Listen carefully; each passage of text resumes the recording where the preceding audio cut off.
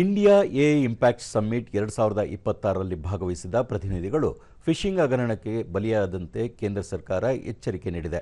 ಹಣ ಮರುಪಾವತಿ ಮಾಡುವ ನೆಪದಲ್ಲಿ ವಂಚಕರು ಎಸ್ಎಂಎಸ್ ಮತ್ತು ವಾಟ್ಸಪ್ ಮೂಲಕ ಸೂಕ್ಷ್ಮ ಮಾಹಿತಿಗಳನ್ನು ಪಡೆಯಲು ಪ್ರಯತ್ನಿಸುತ್ತಿದ್ದಾರೆ ಎಂದು ಎಲೆಕ್ಟ್ರಾನಿಕ್ಸ್ ಮತ್ತು ಮಾಹಿತಿ ತಂತ್ರಜ್ಞಾನ ಸಚಿವಾಲಯವು ಸಾಮಾಜಿಕ ಜಾಲತಾಣದ ಮೂಲಕ ತಿಳಿಸಿದೆ.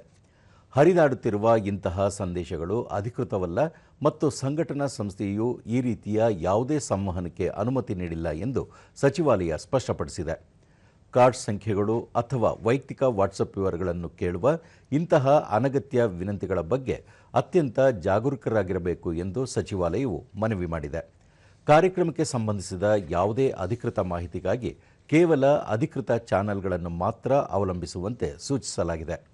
ಒಂದು ವೇಳೆ ಯಾರಾದರೂ ಈಗಾಗಲೇ ಅನುಮಾನಾಸ್ಪದ ಲಿಂಕ್ಗಳ ಮೂಲಕ ತಮ್ಮ ವೈಯಕ್ತಿಕ ಮಾಹಿತಿಯನ್ನು ಹಂಚಿಕೊಂಡಿದ್ದರೆ ಅಂತಹವರು ಕೂಡಲೇ ಸೈಬರ್ ಅಪರಾಧ ವಿಭಾಗ ಅಥವಾ ಸಂಬಂಧಪಟ್ಟ ಅಧಿಕಾರಿಗಳನ್ನು ಸಂಪರ್ಕಿಸಬೇಕು ಎಂದು ಸಚಿವಾಲಯ ತಿಳಿಸಿದೆ.